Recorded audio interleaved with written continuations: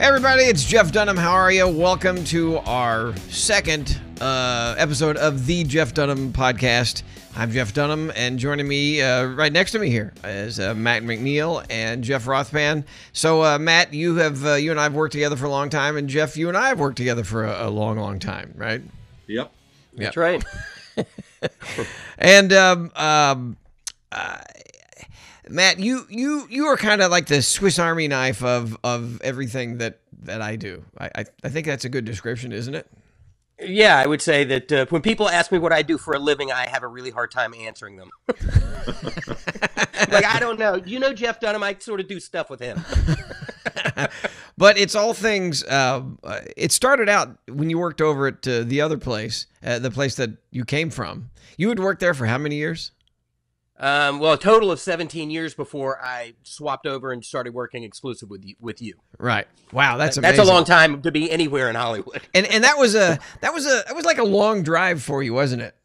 Oh my God. It was like 13 miles from my house, and I'd sit in the car for 3 hours a day. So I saved you. You certainly saved the wear and tear on my cars, that's for sure. Right. But now the pandemic has saved you even further because all three of us obviously have been working from home. And Jeff, yeah. You and I have worked together for longer than Matt and I have worked together, right? Oh, yeah. I started touring with you, I think, in the 90s. Wow. Mid-90s. Right, because you were my opening act for a good number of years. And when we started doing the arena things, you finally admitted to me that going on stage in front of these giant crowds wasn't your favorite thing, right? Yeah, that's right. Then why did you get into stand-up comedy? I don't know. That was too much, man. I never thought I'd be playing an arena. You know, when I got to open for you, Jeff, it was an honor. But yet, I mean, to hear people, thousands of people walking in, I'm like, I was used to maybe a couple of hundred in a little club. And all of a sudden, I'm like, and they're not here to see me. And that is the way this started with us, is in little clubs. We were at improvs, and sometimes we'd be sold out, sometimes I wouldn't, and yeah. So. But yeah, I was just thrilled to go along on the ride. But then to walk into an arena one time, I remember, I think it was the first one you played, and I walked in with you and I said, do they play basketball in here? Like professional? I'm not kidding. I was like all of a sudden I started getting really nervous. Yeah. I should have known if I said one thing we'd get off on a tangent here, but we are gonna I do have my interview with Gabriel Iglesias. No, I want to hear this, Jeff. But we do have my interview with Gabriel Iglesias, and it went great. I did it a couple days ago, and what a good guy. But wait, hold on, Jeff. So how long did we do these arenas before I finally figured out, or you finally admitted to me that this wasn't your favorite thing to do? How long was it? It was just a few months, I think. And it's when they started putting the score on the board. Rothman 2, Dunham 10. Right. Well, yeah, and I could just tell they were not here to see me. People were like, "Oh, we don't have to rush back to our seats. That guy's on." Well. You were the opening act. That's the deal. That's the deal. I get it. No, I got it. We've done that for 15, 20 years in clubs, and it's like that's the thing. But when it was the arena, I just thought, wow, there's so many more people not here to see me. I don't know how it affected me, but I remember not being able to sleep on the bus like you did. I was just worried about the next show the next day. I'm like, I can't believe I got to go in front of more people tomorrow. Why won't this just won't end? It's a nightmare. Yeah. So I'm glad you found other functions for me. Oh my gosh, that's so funny. You were just miserable the whole time. I was just so relieved to get off. And you were too nice to say anything about it. After. Yeah, and you were too nice. You were too nice to tell me. Well, yeah. And, it was fun, and when it was over for me, it was fun. When it was over for me. But now I can relax and have a good time. All right, so that's so funny, and I feel like when you and I say that you write, but we write together because you come up with great stuff, and then I come in and noodle it a little bit and make it more, just getting it more in the dummies' voices in my voice. So it's been a fun collaboration. Absolutely, yeah.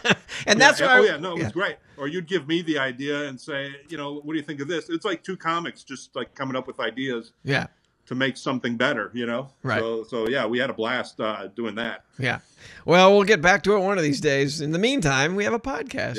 Yep. And let's talk about Fluffy a little bit. So I was interested. I was talking to a friend of mine who's slightly older than me, and he's in television. And I think Gabe has kind of the fame that it's huge. But there are these pockets of people that, well, like every celebrity's like that. There are the fans, and then there are people who are like, who? And you come across a guy, and when you hear that somebody say who, you go, how in the world do you not know how this person is? Because Gabe in the comedy world is, his success is almost unparalleled. As I tell him in the interview and point out, and he knows this, I think 98% of all comedians would give up a limb to be where he is now. Yep. Yeah, he packs him in. He's another stadium guy. Yeah. And he points out during the interview that our arcs in the arena world kind of paralleled, because I had been out in Los Angeles for years doing the comedy clubs, and I don't want to give away the interview, but it's pretty interesting. It's great. And, I talked to him about the cancel culture and how is that affecting him. So it's pretty fun. Wow. But Jeff, you had oh yeah. I'd worked with him before a little bit, and nicest guy. And then I volunteered for this thing called Stand Up with Comedy, organization that actually teaches kids at school for an after school program how to do stand up. And one of the examples we always showed on a video screen would be Gabriel Iglesias, because his stuff was just so universal and family friendly. At the same time, he was one of the only few comedians that kids all knew him. So all the kids knew him for sure. And he was great at storytelling. It wasn't necessarily the jokes we wanted to show the kids. We wanted to show them how you can tell a story and make it funny. And he was just a perfect example for the kids. And, of course, adults love him too. Right. But he had that great appeal, and kids were all excited to see him. Yeah. Great. And then Matt, what was your interaction with him? Well, the place that I worked before, he would come in there occasionally, and they would shoot specials with him. And so, I was at the time doing a lot of graphics work, so 3D animation and title sequences. And so, I spent some time with him in the conference rooms, noodling, title ideas and things like that. And then ultimately, animating them and them ending up in a special. So, I'd spent some time with Gabe as well. And my experience was the same as Jeff, who's super nice guy and funny and, all of those things. Well, before we get to this, by the way, I just noticed, this technology isn't perfect. And the way I'm doing this, I love this, doing it on the iPad. And next time you guys are going to have your own separate iPads, right? Ooh, we're moving on up, one here. So, and for those of you just on the podcast only, this doesn't concern you. If you want to look at it on YouTube and see it, okay. But it's an unusual way of having guests on. But I've also noticed that I need to adjust a few settings, because Audrey's in the other room sending me text messages, and they keep popping up on the screen with you guys. Oh, is that the dinging I hear? Yeah, she's asking what he wants for lunch. She's like, "What are you doing in there?" So I think when I thought I had it worked out, because when I was interviewing Gabe, what popped up? So Audrey sent me. It must be just Audrey, because she sent me my workouts on my calendar. And as I'm talking to Gabe, my workouts start appearing on the top of the screen. But that goes back to the fact that you're one-man band here. You're doing all the switching and all the audio, graphics and the music. Yeah, I won't let anybody in my house. Nobody's going to come set up the studio for me. Not even you, Matt. So I had to, all three cameras and, everything. So my fly in the ointment is that my text messages, calendar messages keep showing up on screen. I hope there's nothing embarrassing. Anyway, all right. Well, I would love to play everybody. Oh, and by the way, at the end of the interview with Gabe, which is really fun and enlightening and informative, At the end of all these podcasts, I plan on pulling out a character and doing a little bit where we just talk about the clip for 10 seconds and we show the clip and it's from one of my specials. And so that's the way we'll end each podcast. So we have somebody that, and also, Matt, we talked about this. We're going to try and somehow make it relate to the interview that I just did. Right. Yeah. And it was so funny. This one, we were talking yesterday, Jeff. I was sitting there, and I rarely ever drink. I don't drink that much. And last night, I just had a long day with a lot of manual labor. Wouldn't you call it that, Matt? Yes. Yeah. I was there for that. Yeah. We had masks on, but a lot of hammers and saws and lifting. Oh, really? Yeah. And so after a day of manual labor, I always feel like having a beer. So I went in and I realized that we hadn't picked whatever clip it was going to be at the end of Gabe's interview. And I'm texting Matt and I'm going, man, I know I thought of it the other day, but I've had a whole beer. Oh, brother. I had an entire beer, one. Oh, and so no. I couldn't remember what. Yeah, you're a lightweight, man. I am just a little bit. And so I couldn't beer. remember. And then Matt said, is it this one? And I swear, Matt, we're brothers from a different mother or whatever it is, where you nailed it of all, you guessed exactly. I went, oh my gosh, it's exactly the one. It's perfect. So Wow. that's the point. He was wasted. Yeah, I had a beer. One beer. I had 4 shots by the time he asked me. So. Oh, well, it was a big can. All right, so why don't we get to talking to Mr. Gabriel Iglesias? How about that? No, wait a minute. There's one thing I'd like to do, if you'll let me, Jeff, before you get to Gabe. I know it's March, but your Christmas present for me finally arrived, and I brought it over to your house yesterday. And if I'd love for you to open it live on the podcast and YouTube video. I was almost hoping you'd forget about that. I promised you. Oh no! I promise you. I've been Okay. doing this since Christmas. It's just taken a while, and I'll explain why it's taken a while when you get to it. All right. Mine's still coming. Oh, thanks, Jeff. Thank you very much. We're together for 18 years. Yeah, it's coming. I have to convert to Judaism to get a present from Jeff.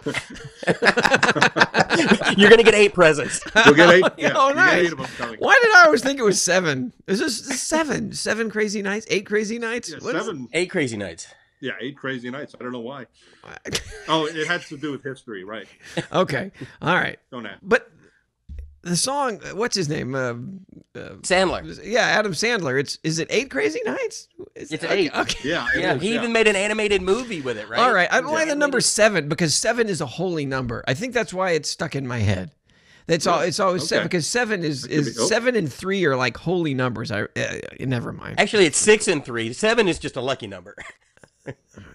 Oh, no, I don't know. I forgot. Okay. All right. So I have this present. Okay. For those of you, again, listening just on the podcast, Matt, this makes no sense whatsoever. Oops. Well, but you can describe it, and then, and I think that when you open it, once you say what it is, because you're going to immediately recognize this, I have a feeling people are going to be with you. But can you do us a favor before you open it? Can you turn our iPad just a little bit so that Jeff Rothman and I could see the... Well, how about if I hold on? Let me choose this other camera here. All right, there. So now you got... Okay, so we want to turn the iPad. So you want to see... Just a smidge. Yeah, there you go. Perfect. Now we can see what you're doing. Now you can see what I'm doing. Okay. Yeah. I've always wanted to say this. I've always wanted to say this on the camera. What's in the box? What's in the box? What's in the box? Yeah, what's in the box? So here's a quick... Before you open it, do you have any guesses what this might be? Well, it feels like a frame.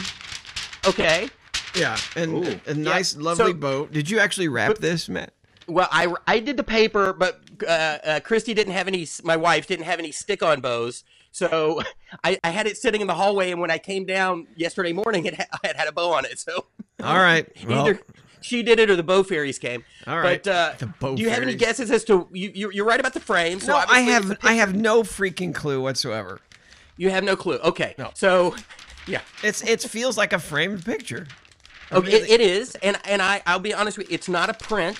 I commissioned a painter to paint this for you. Oh my gosh! All right. Wow. Well, Yeah. I can't get the I can't get the bow off. Oh no! It's one of This those, is awesome radio. It's one of those. Yeah, it's one of those bows that's tied around and around. And oh my gosh! Okay, I got it.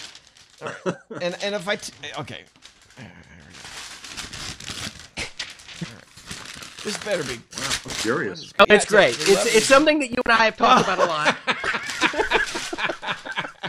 Oh my gosh, this is fantastic. All right, yeah, all right, baby. So how do I forget who it was? But okay, so everybody, if you want to see this, so this. Are you kidding me? Okay. I commissioned a painter. Okay, if you guys remember in the Jeff, do you know what this is? I can't quite. Okay, so this goes back. Okay, Matt, what chapel was it? Where was it? It was in Spain. In Spain. And it was in 2012, I think. In 2012. There was, yeah. Was it a fresco or something on the wall of Christ that had been there for centuries, right? Like some monk. The 1500s, I think. For the 1500s. And somebody said, I can, and it would started to chip. And the woman came in and said, I can fix that, right? Right. Yes, in 2012, there was a lady named Cecilia Jimenez who went into her church and decided to restore this very, very sacred painting of Jesus. And she left. She was 81 years old. Yep. And this is what she came up with. And as a just sort of a, Jeff and a couple of other friends of ours would occasionally reference this picture up. Jim Ricker. Yeah, and Jim Ricker. So I had a legitimate artist recreate what is known as either Monkey Christ or Potato Jesus. Oh my gosh! One of us here is going to hell, and it's not me. No, but wait. This is the silver lining to all of this. So the silver lining to this is that the attendance at that church and the tourism at that church because of this lady. Within 6 months, 45,000 people came to this church to visit her version of the Potato Jesus. That is. Let me hold it up for the other camera. This is going to go out of focus, but there it is. Matt, I'm telling you, that is like that is spot on. Whoever did that, it looks. Because, and again, those of you who are listening, if you don't know the story, the version that the poor woman did it was absolutely horrible. It literally looks like a 6-year-old kid did it. Yeah. But again, there was an upside, and she became very famous, and the church now has a tourism, not business, but people come to the church as a result of what she did. Oh, that's pretty great. This painting. That's pretty great. So that was her contribution to the gospel, is that now more people have come to that church than ever would have. Right.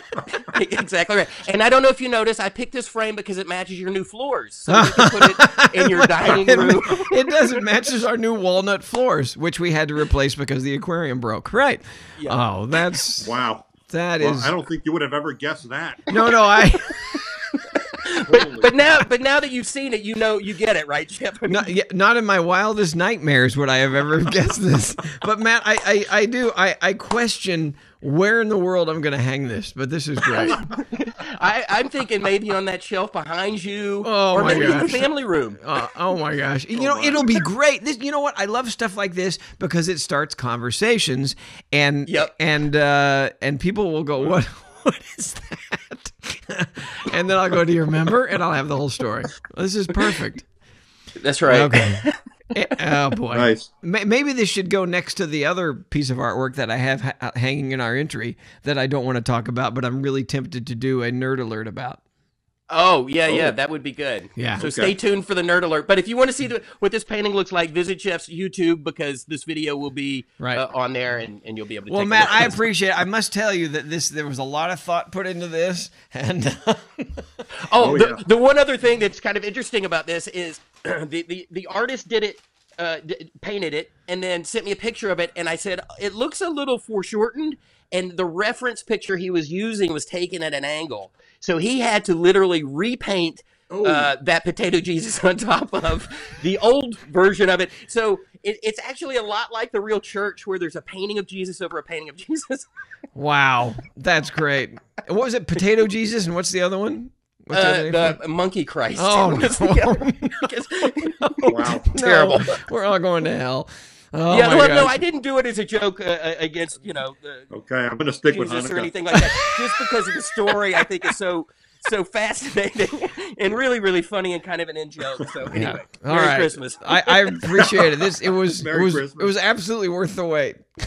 Yeah.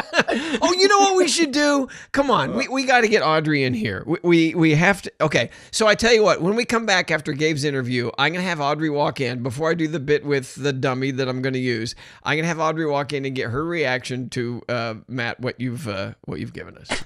to Potato Christ. Potato Jesus. I'm sorry. Yeah. All right, that's great. Oh, All right, so folks. All right.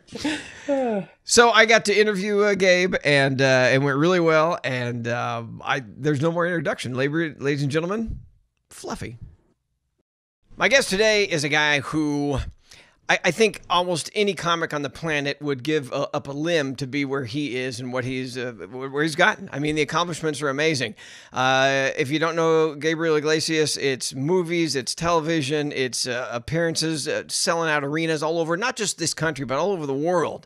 And he's on my very short list of comedian friends, and I'd like to bring him in right now. So, ladies and gentlemen, please welcome my buddy, Gabriel Iglesias. There we are. How are you, Gabe? Hey, man. I'm doing good. Good. I got a little coffee in me because that's what's allowed at this point. Oh, that's good. That's great. Yeah. So, I know this is kind of a trite question at this point, but how is this last year affected you? Have you been having fun? Not having fun? What?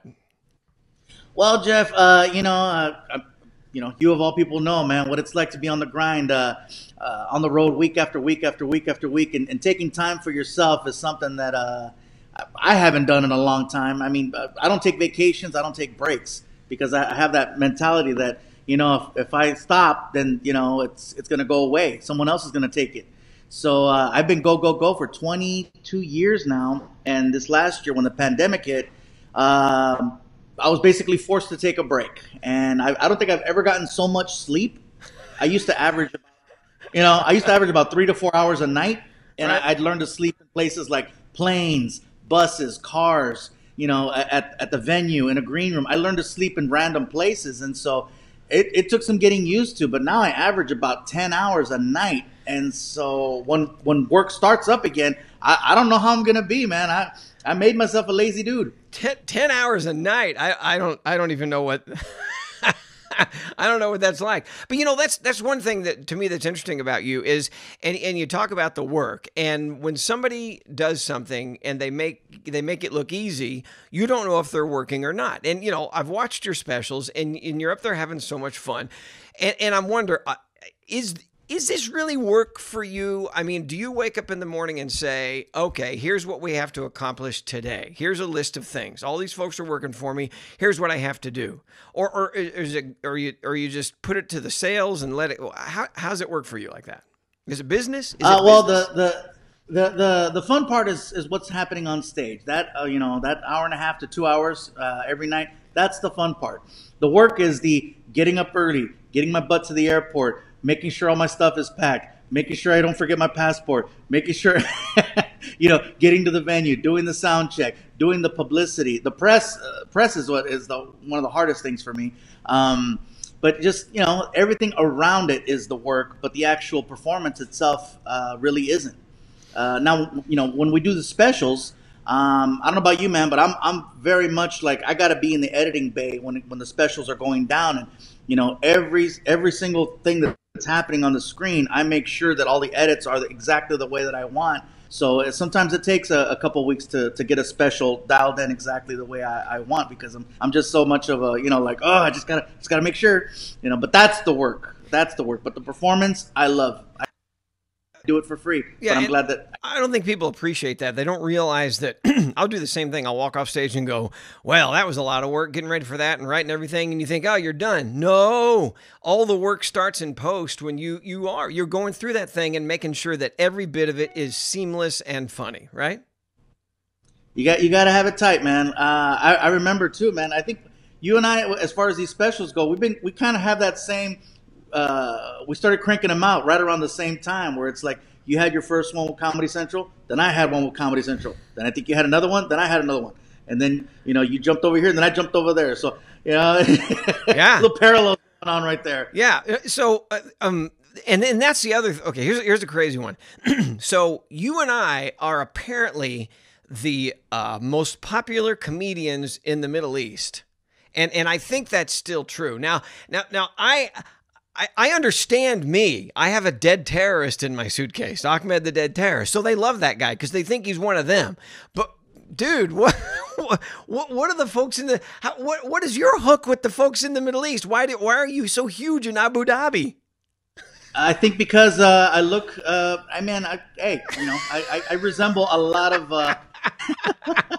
Come on, man, that's not it. Really? Well, I think a lot of it has to do with relatability. How can you connect? Definitely, we're entertaining, whether it's the voices, the characters, the stories. But somebody has to see a part of themselves in you in order to have a connection. I think that's one of your appeals is that you are so seemingly approachable. You could be a complete a-hole. I don't know. But you're really. Oh, I think you would have heard by now. You're probably right. You're right. But we run in small circles, man. Somebody would have told you. Tim Allen would have been like, "Yeah, man, look, you need to keep him off your set." Yeah, you're right. Well, Lino already said that. No, I'm kidding. So, but you're so approachable, and one of the things that got me in I don't know if you said it in more than one special or not. I don't think so, but I think it was your second one where you said, okay, so. All you people, your fans, so whenever you see me in a restaurant or an airport, just coming up and say hi. I don't mind that.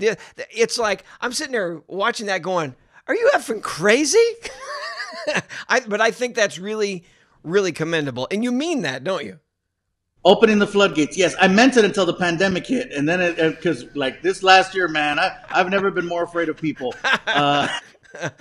Because I am every underlying condition that COVID goes after. Like all my friends that are working out and they eat organic food and stuff like that. COVID doesn't like you. It likes me. It likes people that eat GMOs, people that like to chill on the couch and sleep 10 hours. I'm a prime target, so I try to avoid going out. Well, that's what somebody when I was talking about having you on. Oh, by the way, I got to tell you this. I got to get back to that. But what I asked the folks on my Facebook Live, who would you like to see me talk to? And I got to tell you, you were the number one guy that people requested. And I'll take that as a compliment. It's fantastic. But I also have to tell you that we also got a couple votes for Lee Majors, the $6 million man. So, hey, it's me and Lee Majors. You're in good company. Okay, so here's the question. So when I was talking to one of your people to line you up, they said, well, he's in a workout right now, and I'm whoa, a workout. Okay, so what can you tell us? What do you do to work out? Because you concentrate on your health now, don't you?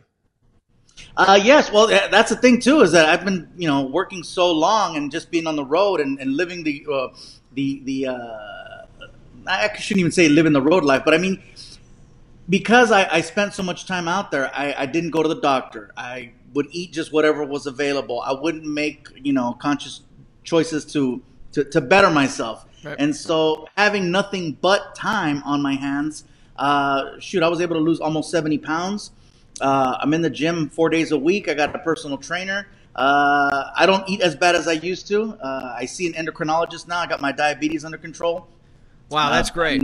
Never felt so good, So it's a life changer. I used to get off of planes and my knees would hurt, and it was getting bad. I think I stopped at the right time. I needed to get off the road and fix myself. Well, that is a question though, because I know I had one of your assets is your size. I mean, that's part of your act. That's your act, and so how do you balance that where you go, I got to get in health. I've lost this amount of weight.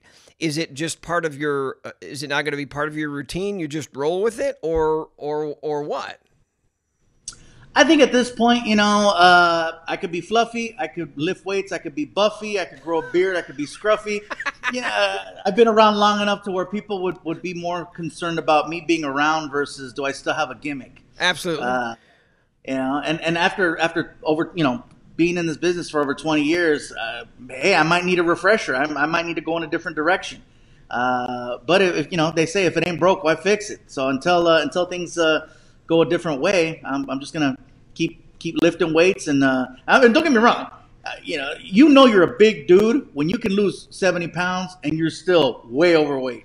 So it's not like, oh man, he's so skinny now, I don't recognize him. No, I'm just less big. Well, I commend you because there's nothing more of a pain in the neck than trying to get in shape and lose weight. But so that's great. But let me go backwards a little bit before I talk about Mr. Iglesias and all the great things you're doing. I don't think I've found an interview where somebody says, "Who were you in high school?" And if these are trite questions, I apologize. I get asked that all the time. How'd you get your start and all that? But for the folks who aren't initiated into the fluffy world, who were you in high school? I mean, what kind of guy? What was going on with you then? Believe it or not, I was actually very quiet. I'm not over the top. I'm not the person that needs to get all the attention at the table. I really love to just sit back and listen. And when I'm given the opportunity to, have the floor, that's when I make it rain. I took a course in high school, a couple courses. One was exploratory teaching, and another one was speech and debate. And both allowed me to get up in front of a classroom and just talk. And I got really comfortable speaking in front of people. I think that's one of the hardest things to do in life, is to be able to get in front of people.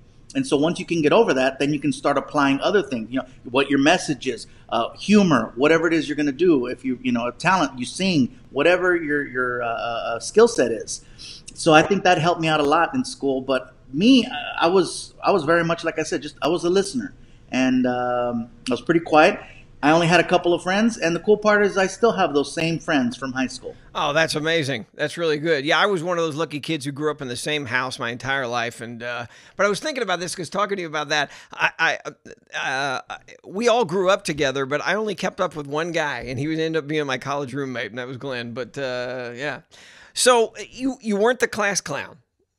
No, not at all, not at all. And you've been around a lot of comics, Jeff. You know how it is. Sometimes you're around someone that's chill, easy to talk to. You can talk about regular things, and then there's other comics that you hang out with, and they're like, "Dude, can you turn it off? Can you take a breath? Oh, yeah. Is everything a joke?" Yeah. They're constantly on, and you feel, and there's also some sort of like a wall that you can't get through. It's a defense mechanism, yeah. Yes. Yeah, you can't get to them. Okay, so the high school, that was you. And then, again, another trite question. So how did the comedy thing eventually happen? I wanted to be a comic since I was 10 years old. I didn't know it was comedy just yet. There was a couple of influences for me. There was a guy, an impressionist named Rich Little. I don't know if you remember Rich Little from back in the day. Absolutely, yeah. Not necessarily a comedian, but one of the greatest. Like, you could close your eyes and see who he was mimicking. He had the best Carson, Reagan, all the people of that time. And I was like, wow, I really like how he does the voices and the characters. And then I saw Eddie Murphy, and I'm like, whoa, this is a whole different. Like, he's not spot on with the impressions, but I love his persona and the characters and just the storytelling and how awesome it is. And that for me is what sparked wanting to be a comic. And so I did a school talent show, and I didn't have any jokes really, but I was really good at doing voices, and that's what I did. And I didn't know that people would like it until I saw it firsthand. And, you go through puberty, and so, of course, 10, 11, 12, right around that time, the voice started changing, and I didn't get back into it until high school. Yeah, we were watching a while back, and the one thing that freaked my wife out was your female voice. She was just amazed at your female voice. So I was impressed. It is the sound effects, the voices. Again, people that don't know you and haven't watched your act have no earthly idea. And there's a lot of great stuff there. And that's coming from me. And by the way, I see Ahmed back there in the back. So thanks for doing that. And I'm not stupid. I know that it was not there 20 minutes ago before we started this. It's like going to a relative's house and they put all your pictures up. Yeah, sure. That's never there. Hey, one thing, a little side note here, man. We both got big with the Funko Pops, right? Yeah. Yes. How many Funko Pops have you signed in your lifetime? If I could hold myself out a little bit. There it is. That's great. Fluffyguy.com. Yeah. Okay, so how many have you signed? Do you know? probably 20,000. Okay, you got it. So you have 2 out now, right? Yes, and we're working on a 3rd one, and we also have a keychain. Wow. All right. Well, so my 2nd one's coming out soon, but I signed 10,000 of the first one. But dude, this killed me. You're killing me. You signed a few of them in gold and called them the the limited edition. The variant. I mean, basically what happened is that I had a few that just either the paint wasn't right on them. I look at all the figures, and you always want to make sure that people get the best quality. And so I noticed that some of them they were missing little just paint. Right. And so I figured, I got a little collection of the ones that didn't have the best paint on them, and I got some Krylon from Home Depot and basically made my own little ghetto version of the Chase, because they do have Chase figures that come in gold and blue and chrome. Yeah. But I made it very clear to the people, this is ghetto. I did it myself. Yeah. The paint might not even match right. There might be run marks. And I autographed 40 of them, and people went nuts. Yeah. I'm like, you do know that I did this. Funko didn't do it. Funko made the original one, and of course, all I did was just add paint to it. Yeah. And it was insane. People. I call them mother Funkos, because they're just crazy for the Funkos, man. They're just there's the fans that you have, that you and I have. We have our fans, and then there's the Funko fans, and that's a whole different breed. Yeah. And you have to understand exactly how they think, because I've been yelled at for so many different things. Like I didn't know that the box was just as important as the figure itself. Oh man, you don't know how many did you get returned? People all pissed off because there was a little tiny fold in one of the corners, right? Yes, I mean the detail on the corners. They look at everything. Like if the corners bent even a little bit, like see right there, there's a dent in the top that you can see right there. Yeah, that would somebody would get mad over that, and you'd look at it and go, "There's nothing wrong with the box. What do you? It's just a box." And no, it's the whole thing. That's why when we mail the stuff out, it's like quadruple protected. There's a box inside of a box with bubble wrap. Yeah. They love everything about the figure, the packaging. Sure. So I got a couple complaints. The first one, definitely, it was a learning experience. People getting upset over a lot of different things, and I'm like, are you a fan of me or a fan of the figure? And I had people buying the figure that didn't even know who I was, but because that was the new, it was a #1. Yeah. It was, it had the number on it. Of the comedians. And so when people saw the number, they're like, oh, we want to get the #1. Yeah. And I had no idea. And so it was very much a learning. Now we know. Right. So now we take all the precautions. But yeah, Funko is no joke. I do. And I do wonder what percentage of the people that purchase them from us, this is the comedian series, I wonder what percentage of them are our fans versus just the Funko fans. You don't know. It's definitely a mixture. It's definitely a mixture, because I've seen both of our figures on eBay and other reseller sites and stuff, and yeah, you can tell they're just in it to flip it. All right, so for a number of years, people have been saying to me, you and Fluffy should do a show together. But what I want to go into here on this is this crazy culture that we're in right now. Is it helping or harming your act and your ability to do comedy? When I'm feeling it, I think it's a little much. It is a little much, because I pride myself on doing a show that everyone can enjoy. Everyone knows that when I go out there, I'm not trying to get political. I'm not trying to get religious. I'm not trying to be divisive. I'm not trying to make people feel bad. It's a feel-good show, There's some people that want to go out there and they got their angle, and my angle is I just want everybody to leave happy. And if I'm offending you, it's not intentional, but nowadays the bar keeps getting moved and it's hard to keep up, and you never know what's safe and what isn't, and that really sucks, because now when I'm performing, I'm always thinking, is this okay to say? Is this okay to say? Versus let me just be creative and throw stuff out there, because we can't do that anymore. Yeah, you gotta censor yourself before you even try material that's not even going to be on a special yet, and so how do you figure out what's going to work and what isn't, and trying to stay on top of what's right and what's not right, what's politically correct and what isn't, and are you being mindful and woke? So it is hard. So it is hard. You have a fear of being canceled. Being yeah, you know, and everybody has their different ways of canceling, whether it's getting you kicked off a TV show or getting your social media shut down, or you know, don't come to this town no more. I don't get it. Yet, you know, some comics can say what they want, and it's not a problem, and everybody continues to support them, and others make one bad joke or bad tweet, and bye. So where do you think this is all going to head then? I mean, yeah, I think you got to. I'd like to think that at some point. Go ahead. I'd like to think that at some point people are just going to get fed up with it, and you know, just say, look, just enough is enough. If we're going to have this, let's have it. If we're going to be comics and entertainers, let us do what we do. Clearly, you know, you can be mindful as just basic common courtesies. You know, I'll respect you, you respect me. But, you know, if you're a comic who intentionally goes out there and tries to start stuff, then okay, then there might be a problem. But again, if I'm feeling it, it's rough. Because I did a couple college gigs, and I remember telling a couple stories that I'm like, really, that's offensive? How? And things had to get explained to me, and I'm like, well, you went way out there to explain that, and it's only a couple people that felt the same way you did.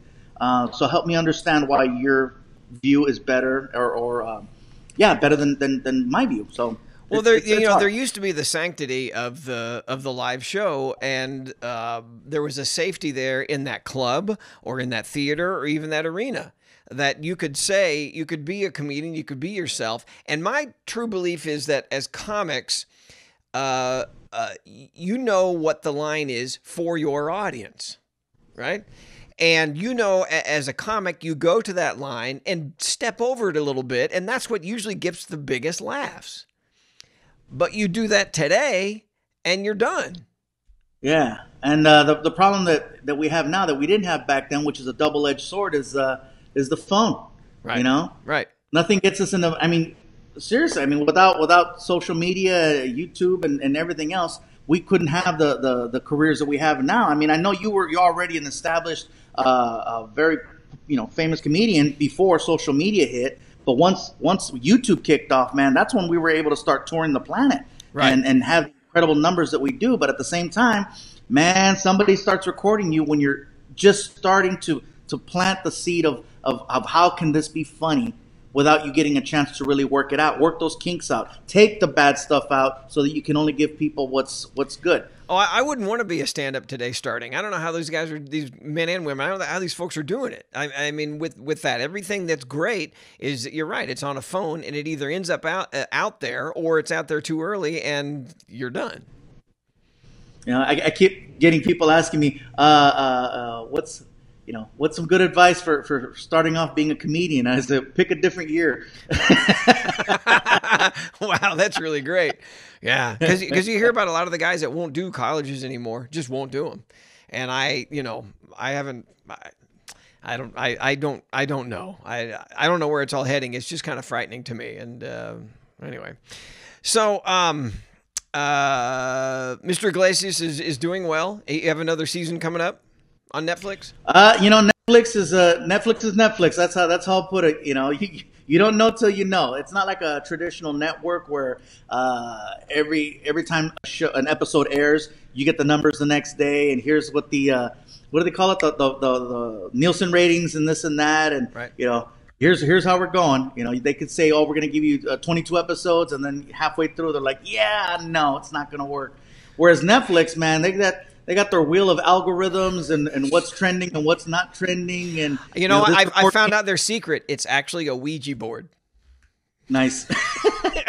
So, okay. So that in mind, you got the TV show, you've had the movie, you've done voiceovers. It is unbelievable, the list of voiceovers that you've done. It is so incredible and so great. So my question is, what gets you up in the morning? Whatever project is going to happen, what is that project that day that you're the most excited about? Is it the stand-up? Is it a movie? Is it a TV show? What is it? Or is it a hobby? Something nothing to do with what we're talking about? You know, my favorite thing to do, of course, is stand-up. But being that's not an option for me right now, and there are some states where you can go and do clubs and do half houses and stuff like that. It's still not worth it for me to risk my health until I'm in a place where, you know, I'm fully vaccinated, and that the numbers go down. So I'm going to be staying home until then. But voiceover work is something I can do from home. I got a studio in the back, and I've managed to crank out about 6 movies in that studio, which is pretty awesome. Oh, that's great. You know what? I'm going to fire my agent. You've had 6 movies during COVID? Well, being able to do voiceover work, ADR and stuff like that. Yeah, I got a studio in the back. It's legit. And sometimes they send me their own equipment, and sometimes I use my own. Okay, so you have a studio in the back, but you put me on the iPhone. Thanks, dude. Thanks a lot. I got this high quality studio I built in my office, and I get the friggin' iPhone. Thanks a lot. Look, I even have a nice microphone here. Thanks a lot. So, is there anybody that I don't think you're this kind of guy, but this fame, you did not expect this. Is that correct? Did you ever, in your wildest dreams, as a 10-year-old kid wanting to be a stand-up, think that it would go this far, or even dare to dream? I don't think that when I started doing stand-up in 1997 that any of this was possible. It's not something that you can imagine even doing. These weren't possibilities yet. If anything, my only goal back then was I just want to quit my day job and I just want to be a comedian. So whatever that meant, it's like I wasn't trying to get a TV show. A lot of comics in the beginning, they're like, oh, I want to get my own sitcom. I want an HBO special. That was the holy grail back then. You want to get your own HBO special, or you want to be on Carson. Not the Tonight Show, but with Carson. It was Carson. Carson was the guy that freaking thumbs up, thumbs down. You get a thumbs up, you can go work in Vegas for a couple months and you're gold. But back then, I just wanted to quit my day job. I just wanted to go out, make people laugh, and what was the day job? Get a free meal. I had a really good day job. A really good day job. I was working for a company called LA Cellular. I was selling cell phones when they first kicked off. So I was selling that Motorola PC550 flip phone, the brick phone. Nowadays it's like you got a phone, you drop it, and that's a $200 screen that you got to repair. Right. But back then, man, those phones were indestructible. Like, and the amount of energy coming off, like you could feel the cancer growing in your head. The radiation was so strong, it was like putting your head in a microwave. Oh, I saw. I don't know if it's fake or not, but they were like a brick, literally like that big. And I don't know if this is true or not, but there was apparently a guy who got a tumor the shape of that cell phone on the side of his head. Oh my God. Yeah. Dude, you could feel it though. You'd feel it. It was like getting a lot of X-rays in your face. So you were selling those, and then what? I was selling those phones, man, and I was making a killing. You got to figure, 1997, I was 20 years old. Wait, 1997. How old was I in 97? Yeah, I was about 20 years old. I was clearing about $5,000 a month. Now, $5,000 is a lot of money now, but to be doing that back then with commissions, man, I didn't think it could get better. I had full coverage medical, dental. My mom was like, "Mijo, you made it. You made it, mijo." I go, "What do you mean?" I go, "Well, you have insurance." We had never had insurance. We had Vicks and good luck. That's what we had growing up. Oh, man. And so I had medical. Funny. Yeah. And there's to leave something that secure. My mom was like, "Are you crazy? You're going to leave this? You're making so much money. You're doing really well for yourself at such a young age, and you're going to give that up to chase this passion." And nobody was on board with it. Nobody wanted me to pursue this, and I did, fortunately. And I struggled for about 3 years where I wasn't making that kind of money that I was making at the cell phone company. And this is in San Diego, or you'd moved up to LA by then? I was already living in Long Beach at the time. Right. And so, and I knew that I needed to be living in the LA area in order for this comedy thing to work. Geographically, all the TV shows were in Hollywood. Everything was in Hollywood. Everything was in LA. I didn't hear of San Diego being the pop-off spot for entertainment. It was LA. And so I knew I needed to be here. And so when I turned 18, my mom, they say, oh, when you turn 18, you can move out of the house. I didn't move out of the house. My mom left me in the house, and she went to San Diego, and she said, you can keep paying the rent here. And I couldn't. And so that's when I wound up. That's when I wound up living with my brother for a few months, and then my sister let me ride her couch for about a year until I was able to start chipping in. And you started chipping in by, so where'd it go? Where were the, Well, you just started playing clubs, you get an agent? How did that work around here? The first year, I was very, very lucky that I was able to start getting work right away. My first road gig was a little less than 3 months before the first time I hit the stage. My start date was April 10th, 1997, and my first on-the-road gig was this poster back here. This poster right here. It's July, what is it, July 9th, 1997. So, yeah, just a few months later, I was already on the road doing stand-up. And it was one of those things where no social media back then. You had to actually talk to people. You're like, hey, man, do you know a place that might, need an MC, somebody to host a show? And, you do one gig, you meet people there, then you wind up, it keeps branching out and branching out. And eventually, you're just picking up that phone. Hey, man, do you need a guy? Do you need a guy? And I started getting a lot of work as an MC. And before I knew it, I was featuring for people. And then that first year, I was on a show on Comedy Central called Make Me Laugh. And the goal is you go out there in front of a person, you get 30 seconds to make them laugh. And it went over well. I got to tape it like 3 times. And so 3 television show checks, man, my mind was blown. I'm like, I'd never seen money like that. And then I was on a show called Funny is Funny. And before I knew it, I got offered the Comedy Central half-hour special in New York.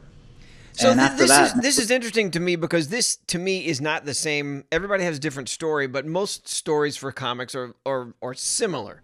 It's like time after time at the Improv or whatever club you want. You get up on stage and you get your 15 minutes, and that goes over and over and over. But you sounded like you started, and it was like almost immediately you're on television.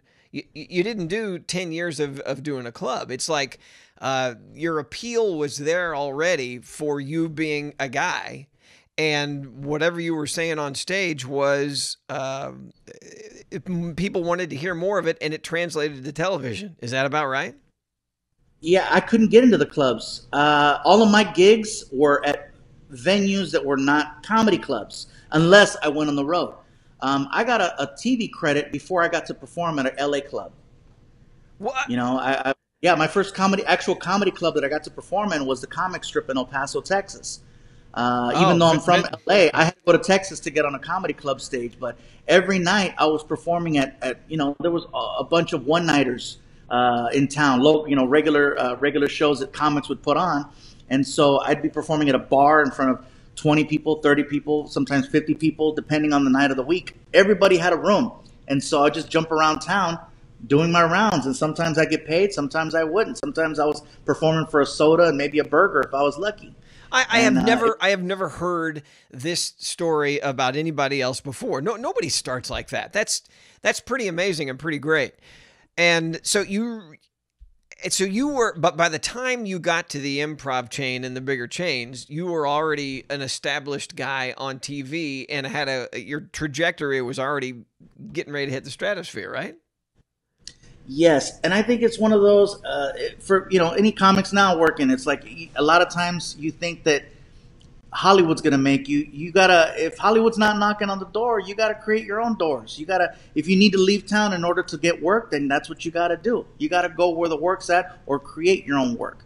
Like I said, performing at clubs in LA, I didn't get a chance to do the Laugh Factory until they had a Latino night. That's when I finally got a chance to touch that stage. Or I'd sneak in on Chocolate Sunday or something. There was always a messed up theme night. I couldn't just be there on, hey, it's just funny night. No, I had to go there on a night that was very specific. And so I knew what I was working with.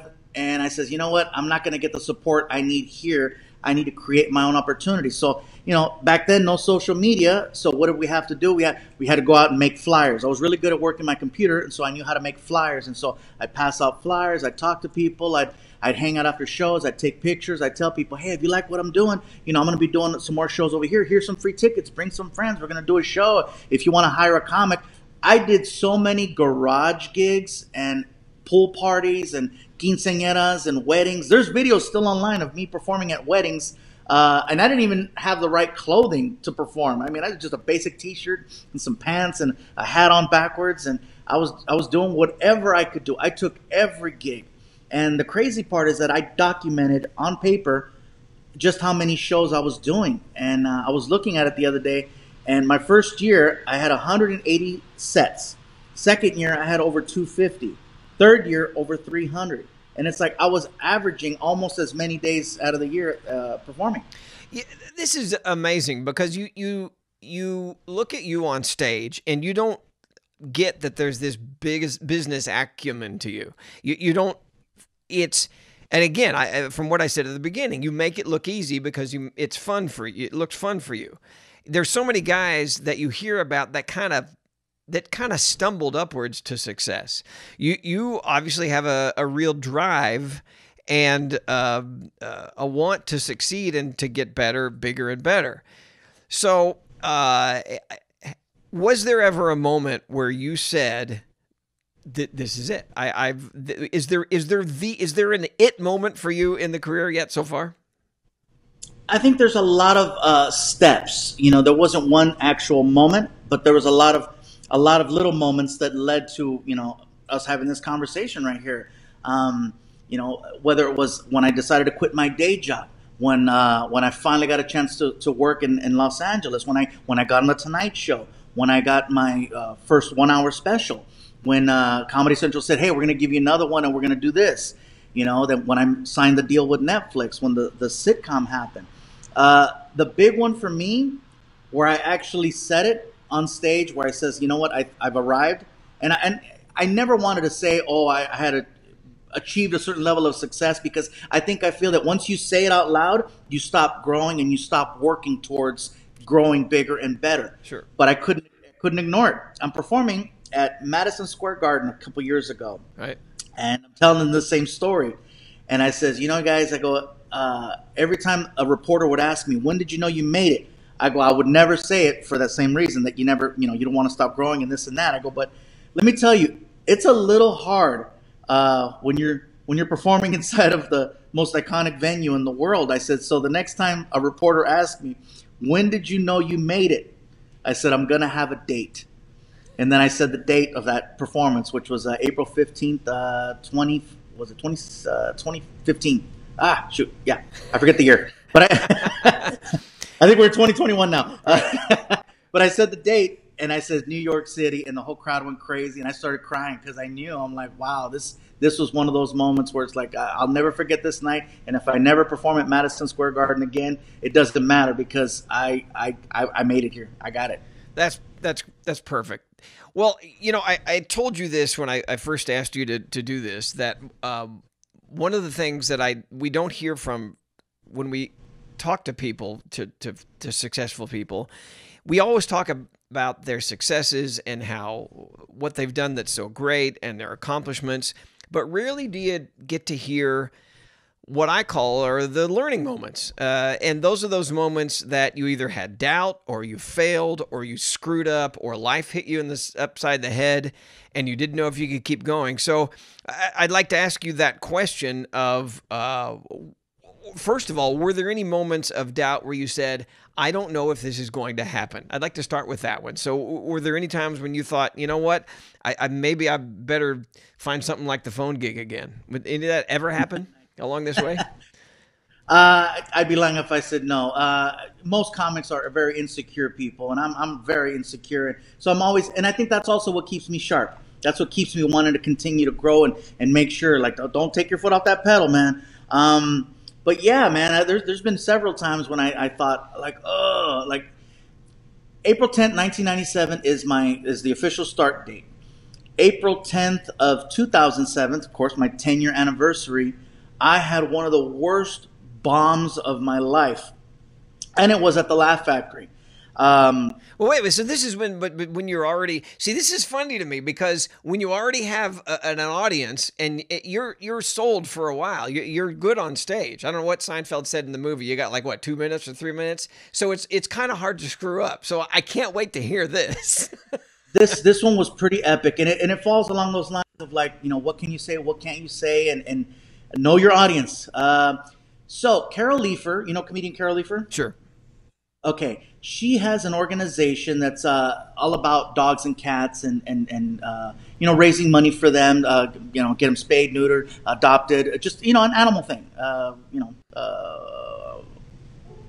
she hits me up and she's like, hey, listen, we're having a fundraiser for my organization. I know you have pets. Would you like to donate your time and help out the cause? I'm like, no problem. I'd be happy to do it.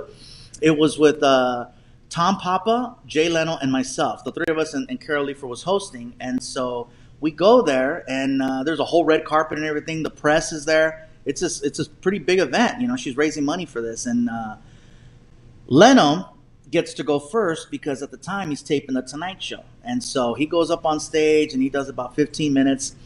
And he starts doing a bit about how he hates his wife's cats. Well, as soon as he starts doing that, you could feel the crowd. Like, these are animal lovers, right? They're not traditional. They're not traditional comedy club goers. These are people that are there for the cause. And so as soon as he starts talking about how much he dislikes his wife's cats, you could feel the room. And he keeps going in and going in and going in. And they're laughing because it's Leno, but it's that uncomfortable, like, hey, man, I got a cat, And so it's getting to an ugly place, and right at the end, Leno looks at the crowd and says, ladies and gentlemen, I'd like to donate $10,000 to your cause so you guys can continue to save these animals and get them the help that they need. And as soon as he said that, the crowd erupted. They're like, oh my God, because Kara had one of those, like a thermometer that showed the goal, like, right. We want to fill this thing up. And right. so Leno, right out the gate, like, filled it, okay? Right. He already raised the money himself. And so the crowd's on their feet, standing they're going crazy. He walks off stage. That's and cheating. I'm like, what was that? Right? So basically cheating. And so Tom Papa goes up on stage, right. And Tom Papa's opening line is, hey, keep it going for Jay Leno, paying $10,000 to shit on cats. Oh, no. And the crowd went nuts. And after that, he had him. Oh, no. He had him, and he killed it. And so I'm closing the show, and I go up there, and I'm just doing my regular set. And then I says, you know what?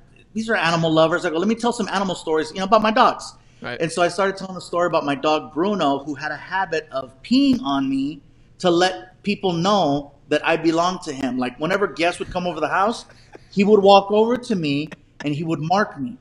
He would mark me because he felt threatened by whoever walked in the house. It was the weirdest thing.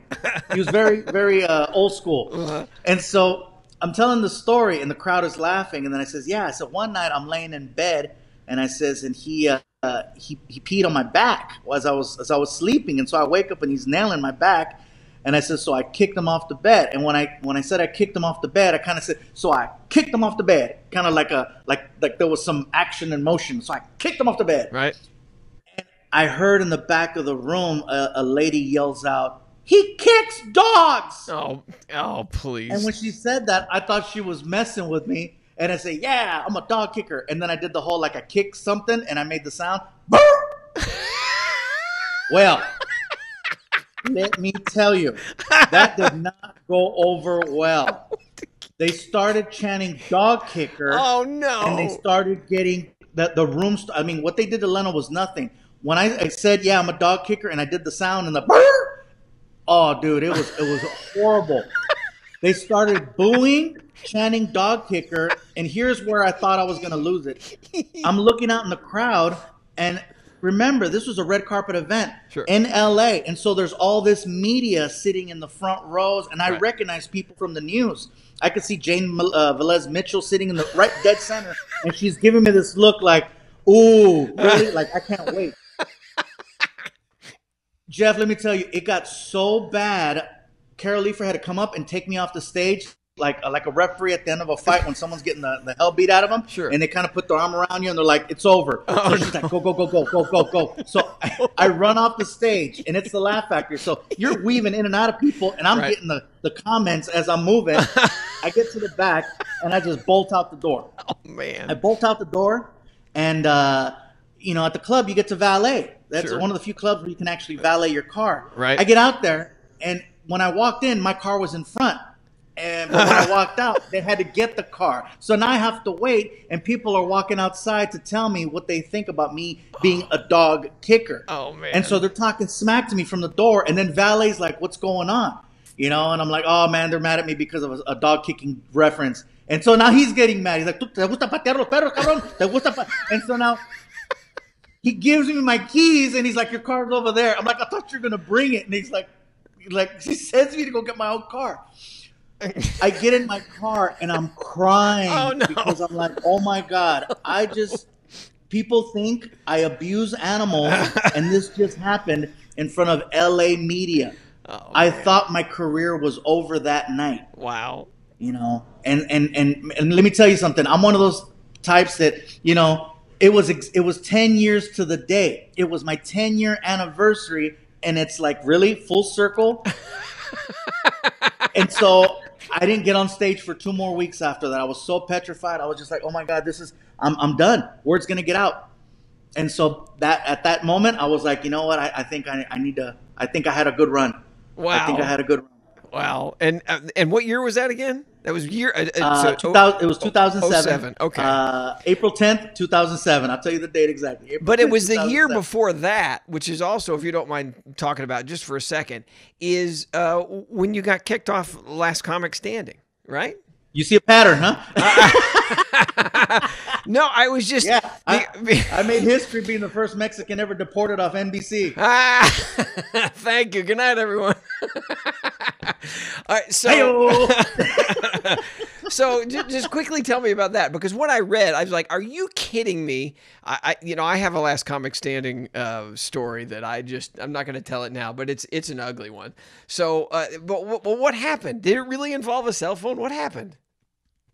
Man, look, I was in a new relationship, and again, the insecurities were there. Another dog kicker. Yeah, the dog kicker. Coming into this show, I was already a working comic, and so they were making the angle of the show that, oh, I'm the ringer, I'm the guy that's, everybody's head hunting for me because I'm the outsider who's already a working comic coming into this show. Right. I needed to stay in touch with the outside world. Cell phones were not permitted, but I'm like, no, I got to check and make sure she ain't out freaking, Sure, of course. Yeah, I get it. I got to make sure she ain't out hooking up with George Lopez or something. You know what I mean? I got to keep tabs. All right. And so I snuck in. Mm-hmm. I snuck in not just a cell phone. I snuck in a number of cell phones in my luggage. I used the lining of my luggage and I taped cell phones into it. And a big wad of cash just in case I needed to pay somebody off at the hotel. Wait, what? And that's exactly what I wound up doing. Pay somebody off at the hotel for what? Well, here's the thing with Last Comic Standing, the year that I did it, is that all the comics were put into isolation. And basically, they wanted you to be at a secured location. They didn't want you to have contact with the outside world because they were afraid you were going to leak what was happening on the show. And they were afraid that you were going to get material from the outside world to help you win the show. I see. I already had a set, so it wasn't like I needed material, but I did want to stay in touch with my girl. I had forgotten that. So everybody was completely isolated for however long you were on the show. Yeah. It's okay, great. It's like the show. So the hotel. Yep. The hotel was actually in my hometown. It was at the Queen Mary. And so once I was on the boat, they couldn't keep tabs on everybody at all times. And so, there was a camera crew going around cabin to cabin, checking on people. And then throughout the day, you'd bump into people and stuff. So we had our areas where we were allowed to be, but we couldn't have the phones. We could call, like if we wanted to make a phone, it was like prison. There's a specific time you can pick up the phone and you can make a phone call and yes and no. And they listen in. They would listen in on the calls. Right. And you were a big shot by now, still. Like I said, I went in there with a wad of cash. So what I was doing is I was paying off the staff that works there to let me get off the boat. I had a car in the parking lot. I would take off and I would go to restaurants. I go to my house and check my mail. I go visit my girl and I come back. Oh, all this was going on and nobody knew. But I greased the wheels with a couple people to kind of cover for me while I was making my rounds. I finally found the crack in Gabe. All right, fine. Just cheater. Yeah. And so the camera crews would come by to my room and they're kind of, there'd be questions like, where did that Jack in the Box wrapper come from? Where did this come from? He's got I'd have stuff from the outside. I'm telling you, it was like prison. So what wound up happening one day is that I had a BlackBerry. This is before iPhones. Okay, I had a BlackBerry cell phone, and I was texting, and I had a pillow on my lap, and so I must have looked like I was talking to my balls or something. I was down here and I'm texting, and I look up and the camera's right in my face. Oh, no. I'm like, oh my God. And they're like, what do you got there, Gabe? And I'm like, nothing. And they grabbed the pillow and there was the phone. And that's when the scandal broke. Oh, he's getting material from the outside world. I'm like, no, man. I was just trying to keep tabs on my girl. And that was another one of those times where I thought that my career was over because, there was me losing focus to keep tabs on a relationship when I should have been focused on my career. And next thing you know, I'm in a parking lot bawling because I thought life was over. But then, so how does it make you feel now that you're bigger than anybody that was ever on that show? Well, I think that's kind of like the same thing with American Idol. It's always the people that with exception of like Kelly Clarkson, the second place, third place, or the people that got disqualified were the ones that went on to have better careers. I was very lucky because I think the winner that season got a special on Bravo. On Bravo? That's where you got the comedy special on Bravo. Okay. I'm not going to say anything. I don't disparage. I'm not going to say anything either because, we can get canceled just for saying that, having this conversation. That's right. So that brings up another question to me. Is Paul Rodriguez was a big influence for you, correct? Yes. And again, and I don't want to be awkward here, but how does it feel to be able to fill an arena when big guys like that you looked up to won't or can't? It's a crazy feeling, isn't it? It's an insane feeling. It really is. It's surreal. When I did my first show at Staples, I invited Paul to come out. I says, hey, listen, it would mean a lot to me. You were very inspirational. You're one of the reasons why I got into this game. I says, I would love it very much if you were to do a set on the show at Staples Center. It would be an honor to have you there. And I got a chance to sit with him in the dressing room before the show, and he was telling me, he says, there's been a lot of guys that have come and gone, and many people before you, but no, none of us have ever gotten to this level. So you've done something really special. And to hear him tell me that was like, wow, it was very like, man. And it's like seeing out of Spider-Man, with great power comes great responsibility. So now I have this extra added pressure out there. And fortunately, I had a really, really good set with, it was hometown, LA, Staples Center. It was just, it was an amazing night. But to have Paul Rodriguez tell me that, one of my idols tell me those same words was just like, wow, it was incredible. Well, it's got to be a great, great, great feeling. Is there anybody from your past? You said you had a couple friends. Is there anybody in your past that not that you'd do this, but you go back and go see, just the accomplishments? Anybody you'd like shove it in their face? I know it sounds petty. I guess depending on the time of the day. I'd like to think that I take the higher road. Of course. You know what, man? Hey, dude, I got my moments. Yeah, we're all human. We're all human. We're all human. Yeah. Is there anybody? There's very, very few. Don't name names. Just give us I'm hints. mostly related to them, Jeff. Wow, that's pretty great. So, okay, what about... real quick, yeah. Back to the Paul thing for a second. Yeah. Being able to get to this level, I think, has a lot to do with, not only ability, but we mentioned it earlier, you got to have some business sense and, all these tools that are available now that weren't available back then. Social media has made it possible for comics to be rock stars, whereas before I think we were just looked at like, the bottom of the totem pole when it came to entertainment. Whereas like now it's like, really? These guys are, shoot. I was watching you fill up these arenas in countries I couldn't even pronounce. I mean, these random places, and I'm like, holy smoke, how insane is this? And then to be doing this whole, like, you're going somewhere, I'm going somewhere, and we're crossing paths, and we're close, we came close. We were 2 countries away from each other. To be able to do that now is insane. But again, it's a double-edged sword, because comics back in the day were able to be as creative and express themselves however they wanted without being judged. They could do whatever they needed to do to make their sets. Like, I don't think Sam Kinison could be Sam Kinison today. Right. And Sam's viewed as one of the greats. But there's no way he could get away with half of what he would talk about back then. And I'm just waiting for them to cancel him, and he's been dead forever. Yeah, exactly. So I know you do have some plans. Can we talk about that at all? About well, let's see. What's coming up? I'm going to be in the new Space Jam movie. That's one of the movies that I did here.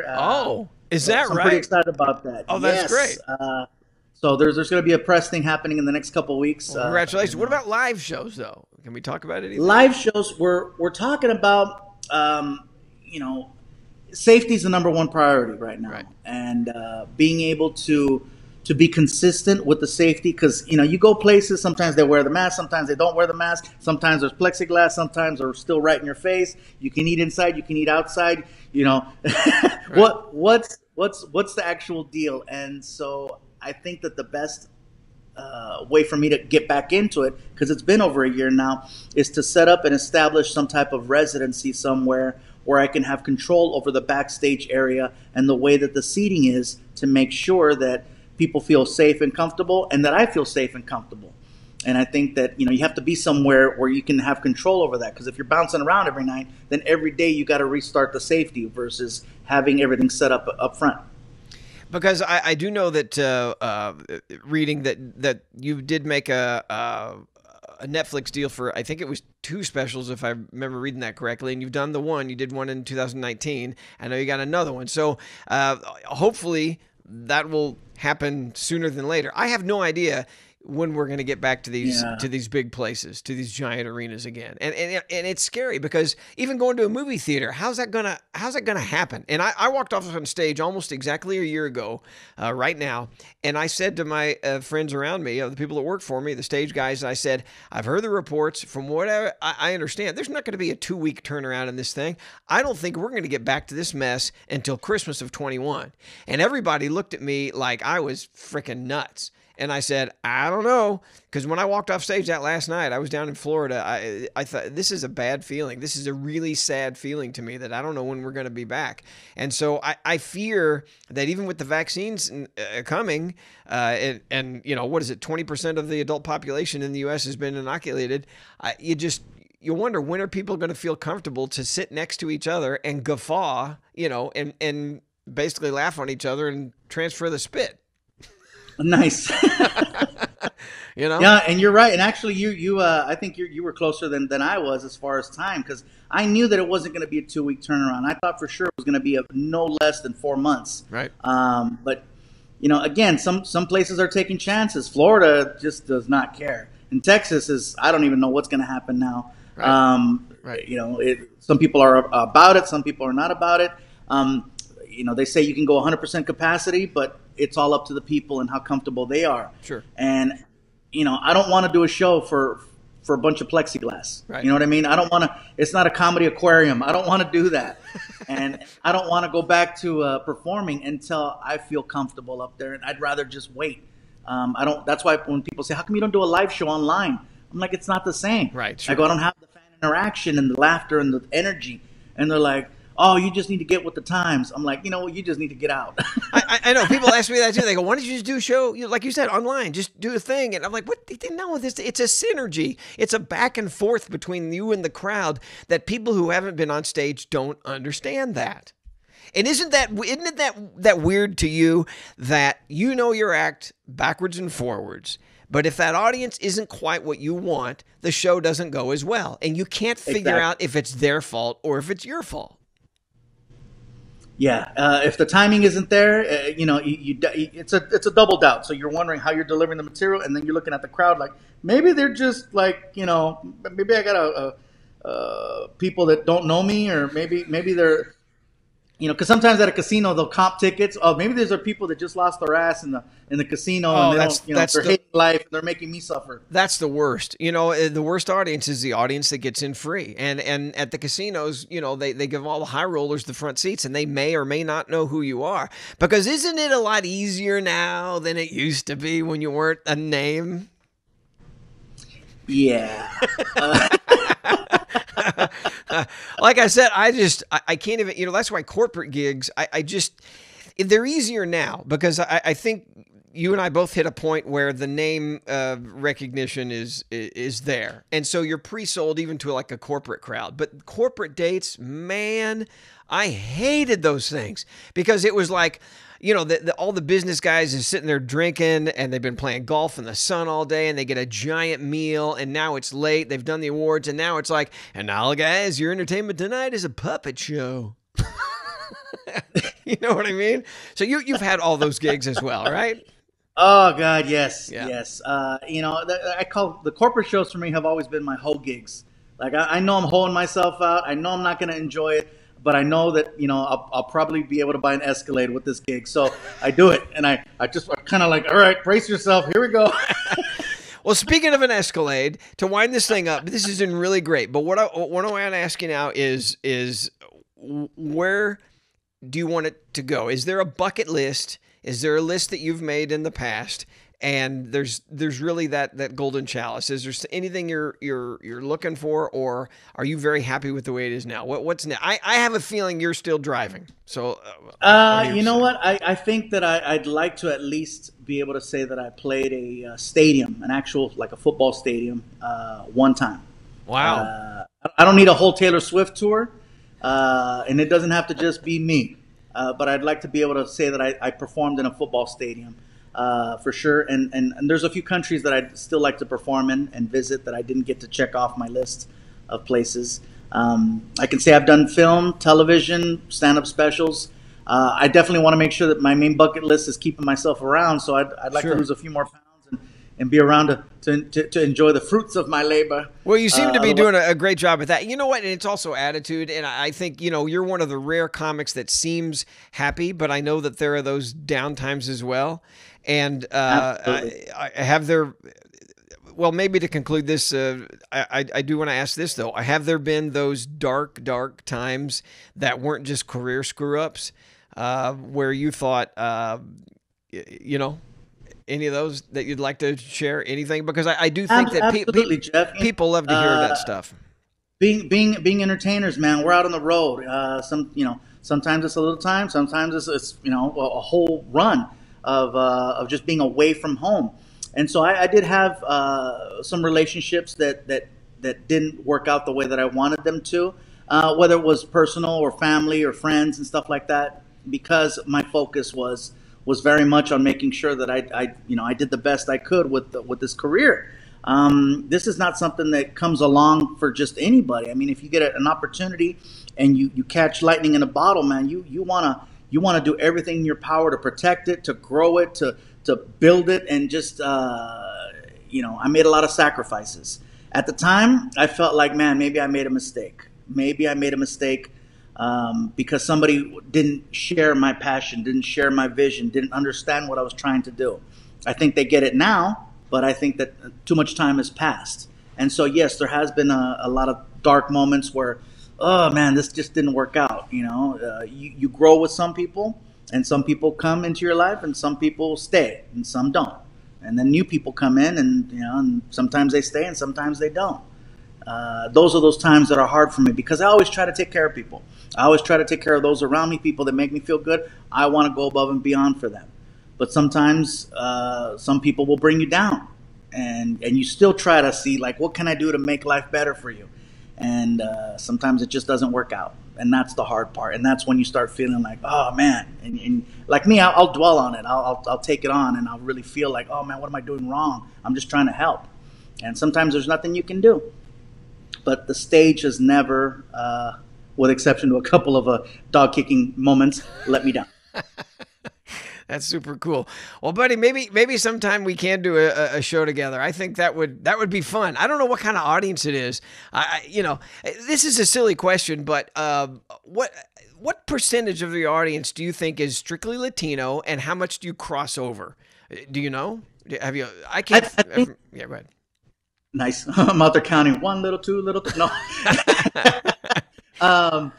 In the beginning, definitely. I mean, it's the root. It's that's my core audience. But I've made it a point to do shows everywhere, and the mixture of the audience. It's you go some places where I'm pretty much the only brown face in the room.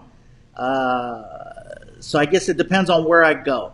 If I'm performing in the Southwest, then yeah, traditionally, I mean, you're going to see a little bit more, little bit more spice. Well, that's what I would have guessed, is that you have a major crossover. I think so many people from it doesn't matter, and color and race doesn't matter to me, especially in comedy. And I think it's great when somebody like you or like me comes along, or whoever, name it, and it's everybody, and you can close your eyes and still laugh, and it doesn't matter.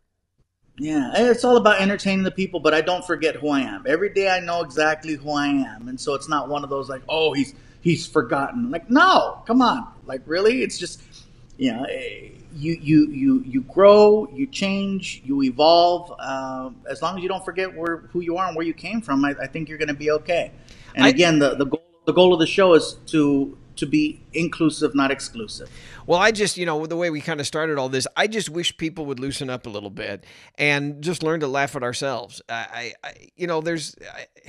It's just so much fun to be able to joke about anything and everything, and now it's just this narrow, tiny little focus about what we can joke about versus somebody getting their butt hurt.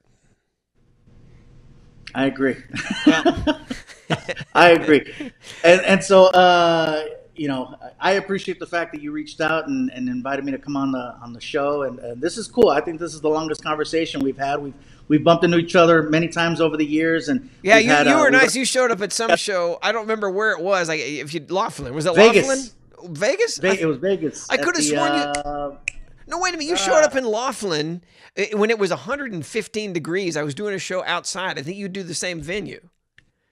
Yes, I was going to be there a few months later, but I was there hanging out with some friends, and we came to your show. And thank you for the tickets, by the way. Sure. I think they charged you later. Yeah, so I appreciate you coming out to the show. And, maybe, again, people want us to do a show together. I don't know what that would be like, and I don't know who would go first. If you, and hey, I'll put this out. If you ever want to do something like, hey, let's just start small. Let's do an ice house. Let's do an ice house in Pasadena if it's still around when comedy goes back to normal. I'd love to do a show with you, man. It's been one of those things people have been asking me for years. When are you guys going to do a show together? I'm like, I don't know, man. Hey, you know what would be funny is to have you and Walter on stage together, the three of us just chatting. I'm down for it, Jeff. If you want to do a show together, I'd love to do a show with you at any capacity. We can hang out, have drinks. I'll wake up in the morning with a hangover with a jalapeno on a stick next to me. And well, maybe that's the arena show, and then every comedian on the planet will hate us. You know what I mean? So that's the question to ask right now that the viewers, are watching, listening. Do you guys want to, see Jeff and I do a show together? And if so, where would we do it? Gabe, I think you just broke the internet. All right, my friend, you are just a delight, and this is so much more than I expected. I expected you to be a nice guy, but to open up like this and chat with us has just been fun. So congratulations on your continued success, and I look forward to seeing what more you do and what more you come out with, because you make us all laugh, and it's, again, congratulations, and just keep going, buddy. Thank you, Jeff. All right, man. All right, so there we had it with Gabe Iglesias. Gabriel, thank you very much for joining us on that. That was a lot of fun, right, Ahmed? Yes, it was very interesting. I have not listened to it yet, but I'm sure it is fun. Yeah, yes. So it's good to see you two fellows, Mr. Rothan and Mr. McNeil. Thank you. Yes. Hello. Good to see you, Ahmed. I don't care. All right, so Ahmed, this is the segment where you get to introduce your own clip. Yes. I was in Abu Dhabi doing the shows, and the folks there loved me, as you spoke about with Gabriel Iglesias. Yeah. Are you serious? He's big there? They love Gabe over there. Okay. So, Mr. Rostan, you were actually over in Abu Dhabi on the world tour with us, correct? Yes. It was an unbelievable tour. Absolutely. Yes, it was unbelievable that you were there having a good time. Yes. Yes. Yeah, we didn't bring up the Hanukkah stuff. No, later we went to Tel Aviv, and you had a much better time. Yeah. You made it there, yes. Yeah. All right, so here we go. We picked out this clip, and it should be fun. Yes, here we are on the world tour from our show All Over the Net, which was on Comedy Central. Yes, and I am starring. Greetings, Adu Dadi, folks. Silence! I kill you!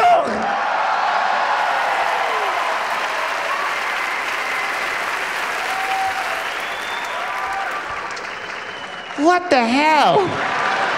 What? I threatened to kill them. They all go, yeah! I think some of them actually like you here.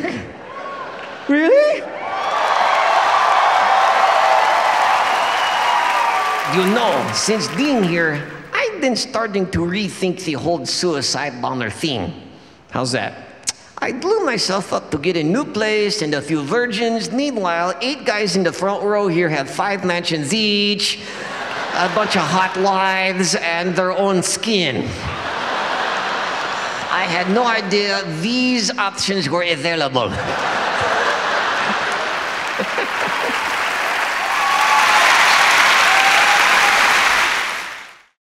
Hey everybody, one little bonus thing we're going to add here at the end. Audrey has joined me, and we're on one earpiece here, so this is why there's an ear thing sticking out of my head for those of you who can see it. You're wired for sound. I am. And Audrey, by description, Matt had this painting commissioned. He actually had an artist paint this. Okay. Because of our past joking with him and me and Jim Ricker. And so really it's a Christmas present for the two of you. Oh. Okay. Yeah, and we got to find a nice place in the house where to hang this thing. Why am I so scared right now? Be very afraid. All right, so here it is. This is it right here. Hold on. There it is. Oh, nice. Do you recognize this, Audrey? Of course. It's Potato Jesus. Potato Jesus or Monkey Christ. This is so. As I've explained to Matt, Audrey, that I think he is actually going to go to hell for this. Oh no! There is a silver lining, a very upside to that whole story. Yeah, I'll tell you about it later. But a bunch of people started going to that church, so she has forwarded the gospel with her awful painting. Nice. Well, and it provides lots of laughs. Yeah, lots of laughs. That's right. And as it will continue to provide lots of laughs in our house, right in the entryway when people come to see us. Wow. I expect to see that hanging when I come to your house. Oh my God. Nice bathroom. My feelings are going to be hurt. Yeah, every time Matt comes over, honey, we have to remember and pull this out of the closet and hang it up. Right. Okay. Deal. Matt, I'll let you know when I go over. No, I think you please. know what? You know what? I think the quest should be, and people should write in at fanmail@jeffdunham.com. Who should I re-gift this to? Oh no, it's a white elephant gift. Honestly, got you can white re-gift it back to me. I will put that up in my house. No, this is great. We're going to put it up. It's going to start conversations or end them. And if you're just listening to the podcast, visit Jeff's YouTube channel because you can see what this picture looks like. Exactly. All right, everybody. Audrey, thanks for joining us. Jeff Rothman, Matt McNeil. This has been fun. Gabriel Iglesias, thank you, my friend. And we will see you guys and hear you guys next time on the Jeff Dunham podcast. Bye. Merry Christmas.